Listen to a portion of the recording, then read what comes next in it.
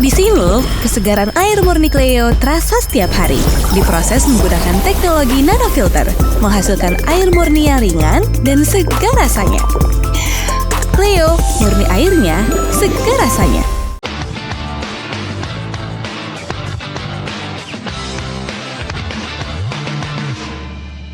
Dipersembahkan oleh Selamat malam, kita berjumpa lagi di Sportcast Nusantara TV. Dan masih bersama rekan saya, senior jurnalis Bu Roni Pangemanan. Siap. Selamat malam, Bung. Selamat malam. Apa kabar? Sehat. Kelihatan segar Ya, sekali. harus sehat untuk Tamu kita, Bung. Hah? Teman lama. Ya, biasa Kita hadirkan langsung dari Iya Baligi dia. Balik. Bung Haris Pardede. Ya. Ya kan panggilannya Harpa. Harpa. Ya. Wah, ala kita juga, Bung. Begitu ya? Kalau orang Medan bilang ala kita. Kalau ngomongin Pardede itu saya langsung teringat bola di Medan. Pardede Detex dulu. Pardede Detex, ya. Iya, klub dulu. Jadi- Legenda, legend dulu. Iya, Pak Tua kan. Pak Tua, iya. Om Legend Om kan. Pardede. Iya kan. Iya. Harpa atau mungkin Hartap, Bung. Iya kan? Oh, Tapanuli Harpa, kalau tapi yang kita ingat Hartap. Hartap. Harimau Tapanuli. Harimau Tapanuli. Siap. Tapi kalau kita ngomong anak Medan nih, Bung Ropan ya, dan juga Bung Haris. Siap, Sekarang ini Bung. siapa yang dari Medan ya? Di timnas Iya, U23. nggak begitu di kelihatan. Arkan Fikri. Ya. Arkan Fikri orang Medan. Dari Medan. Ya. Baru tahu Anak saya. Medan. Tapi kalau lahir memang dari tim nasional Medan, apa dari tim PSMS Medan kan kayak dulu kan Iya. top Oh kan. iya. Iya kan. Tidak Bagus. pernah tidak ada Ada pemain uang, ada asal uang, Medan. kan? Belum. Di timnas ya. Belum. Mudah-mudahan nanti Iya, next ada. ya. selalu ada, ya kan? Iya. Dulu selalu ada. Apalagi kalau- Mau PSSI Harimau, Oh iya, semua PSSI ini. Banteng, ya. Semua namanya pasti ada Medan anak Medan di situ. Ini jadi ngomongin SMS sama timnas nih. Karena yang hadir ini halak kita, Iya. jadi nggak apa-apa. Terima kasih Bung Boy juga. Untung belum berangkat. Iya, iya. Kita tahan dulu sebelum Oke. berangkat. Sebelum- Surabaya kan. Saya batalin Iya. tiketnya. Batalin untuk demi ini. demi nih. Siap. Oh gitu ya. Siap. Hadir di Sportcast ya. Siap, terima kasih. Oke, Bu Ropan, Bu Yo. Harpan. Kita mau bahas sedikit mengenai U23 kita lah ya. Ya. Yang kemarin melawan Laos. Pasti banyak catatan dari kalian berdua. Ya, kalau ada 10 catatan, coba dipadatkan jadi 3 lah. Yang paling Anda lihat sisi kelemahannya atau mungkin juga ada sisi positifnya dari U23 kita yang ditahan seri. Kalau sisi positif ya penguasaan bola kita bagus. Tetap bagus sama seperti Piala AFF. Itu top itu, peluang banyak ya kan itu sisi positif. Tapi sisi negatif kan kita tidak bisa mencetak gol. Ya. Itu aja kan. Sebiji gol pun agak sulit untuk bisa dikatakan. Banyak nggak kalau bicara soal apa kelemahan-kelemahan itu banyak, masih salah-salah passing itu masih terlihat. Oh, iya, iya. Iya kan. Kemudian di lini depan masih tumbul, tidak ada kreativitas di tengah untuk bisa ini ya membantu Jens Raven atau dengan Rafael Struijk. Nah, satu yang bagus yang saya lihat ini Rafael Struijk. Kasihan kalau saya lihat dia main kemarin. Sepakat. Ya, dia Oh, bermain oke. seorang diri itu bermain bagaimana penetrasi dia masuk. Jadi Iya. dia aja yang berusaha keras. Memang tapi tidak ada tanda yang bisa mengimbangi dia. Jadi Iya. dia banyak sekali membuat peluang masuk, membuat pertahanan lawan tuh kocar kasih itu Rafael. Itu kalau nggak ada dia memang agak sulit kok bisa dikatakan ya untuk pertandingan kemarin. Jadi memang ini ya kalau bilang pelajaran sebenarnya nggak perlu juga. Ini kan sudah pertandingan Ini udah kelima. pertandingan. Udah pertandingan kelima bagi Gerald van den Berg. Iya. Berkaca kecuali kita menang besar lawan Brunei selebih ini kan bikin gol aja susah. Seret ya. Seret. Jadi kalau Laos itu bisa menahan imbang 0-0, jadi Iya. tidak perlu juga mengagetkan. Karena lawan Filipina juga kan kita nggak bisa bikin gol kecuali gol bunuh diri. Pemain kan? lawan yang golin. Iya. Lawan Malaysia juga nggak bisa bikin gol. Ya. Iya. Jadi Vietnam ya, juga. saya pikir ini pelajaran penting. Ya tentunya ada evaluasi buat Gerald van den Berg. Ya, tinggal Arfa aja mau menambahkan bagaimana di mata dia soal pertandingan Iya, kemarin. betul. Kalau saya Iya. tetap ada sisi positifnya. Dua sisi positifnya. Pertama, ini diselenggarakan di luar Jakarta. Ya, biar ada sedikit pemerataan ya di Jawa Timur, di Sidoarjo itu yang pertama. Biar keceriaan, kebahagiaan soal timnas ini merata.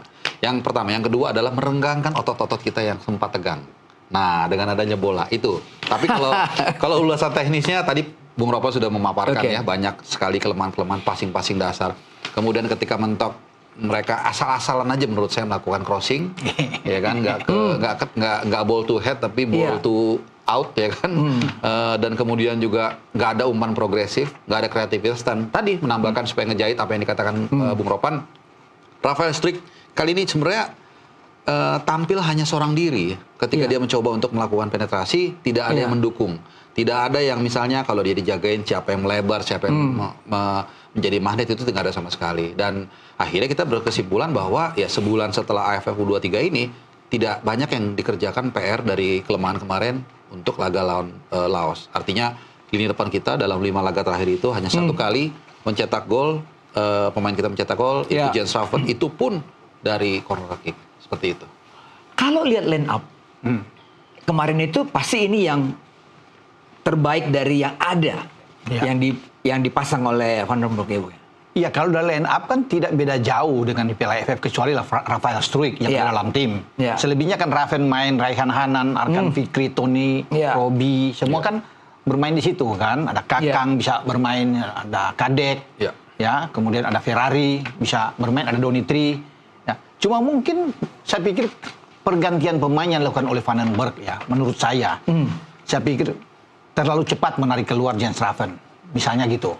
Kalau membiarkan dia di depan kan artinya pemain-pemain belakang juga agak ini ya, takut juga dengan menggantikan Hoki kan yang masuk sama dia. Tapi Hoki juga nggak ada pengaruh apa-apa. Kalau Raven masih ada di depan, ini akan bagus, jauh lebih enak dengan dia Rafael. Menit keberapa ya? Menit keberapa? Babak kedua, awal langsung digantikan kan. Kakang keluar, sama dia keluar, Hoki yang masuk kan, bersama dengan Ricky Pratama kan, yang bisa masuk. Sebenarnya begini menurut saya, kalau kita menambah, karena kita kan penguasaan bola tinggi, Boy.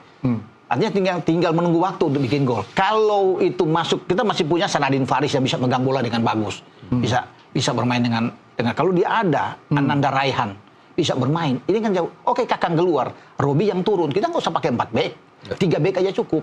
Jangan Kadek, Ferrari dan Robi itu nggak bisa lewat mereka sama. Kemudian kita numpuk gelandang di sana, itu akan jauh lebih bagus. Kita harus punya gelandang-gelandang kreatif yang berani masuk ke dalam.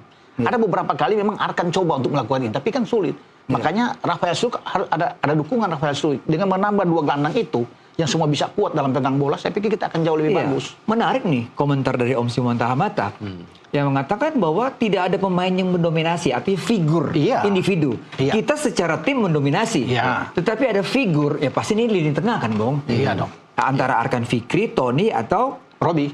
Iya, itu yang dikatakan tadi Bung Ropan ya. Artinya dibandingkan waktu di AFF U23 sebenarnya dia lebih lengkap malah. Karena Arkan Fikri kan sekarang udah dalam kondisi fit ya. Ini kan yang sempat menjadi alasan, wah nggak ada Arkan Fikri nih, makanya kita kesulitan. Nggak ada Tony. Nggak ada Tony juga, sekarang ada. Tapi Tony pun tembakan-tembakan dari, kalau nggak salah hanya 1 ya, dia melakukan tembakan dari luar kotak penalti, dan alternatif untuk melakukan syuting dari luar kotak penalti pun saya tidak melihat dimaksimalkan. Dan sekali lagi, penguasaan bola what for?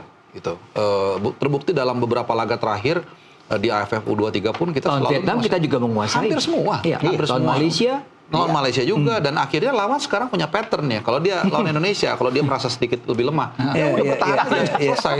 Nah ini yang kadang-kadang mungkin ya saya nggak tahu ya, apakah ini tidak dianalisa dengan baik sehingga bisa mengkrek. Karena kalau alasannya susah lawan bertahan dengan rapat ya Barcelona juga di La Liga zamannya Messi dulu, zamannya Tiki Taka juga lawannya seperti itu. Tapi mereka punya kode untuk mengkrek itu. Ini yang saya pikir benar-benar harus dilakukan dengan baik oleh Van den Broek. Nah, Bu Ropan, satu pertanyaan sebelum kita break. Jens Raven kita harapkan memampang bola-bola mati, set piece, ya kan? Baik itu dari free kick ataupun dari corner kick. Tapi Arkan tidak mendelivery dengan baik. Doni juga tidak mendelivery dengan baik, sehingga ya percuma dengan badan tinggi, ada Struijk juga di situ. Ternyata kita nggak mampu. Padahal back Laos itu mereka memang kan cukup untuk bertahan lawan kita, disiplin mereka untuk bisa menjaga daerah dan menjaga lawan. Makanya saya bilang tadi, perlu ada gelandang-gelandang kreativitas yang masuk. Sanadin, yang Ananda Raihan, sehingga dipenuhi kita akan lebih bagus bisa bermain di sini kan. Kemudian bagaimana kecepatan dari Rafael yang harus bisa dibantu oleh Doni. Kalau itu yang dimainkan akan jauh lebih bagus. Kalaupun Hoki tidak masuk misalnya, Raven keluar, geser aja Rafael lebih ke tengah untuk posisi ini. Doni yang didorong lebih main di kiri. Kalau memang itu terjadi. Tapi itu kan tidak dilakukan oleh pemain-pemain kita. Dan saya pikir harus ada pembelajaran penting setelah gagal di Piala AFF itu harus bisa melihat. Tapi ini kan tidak ada sama sekali. Perubahan drastis tidak ada. Plan A tidak jalan, tidak ada plan B.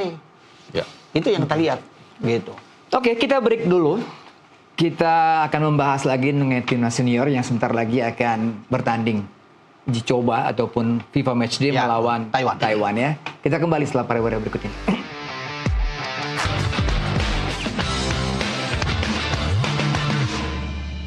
Dipersembahkan oleh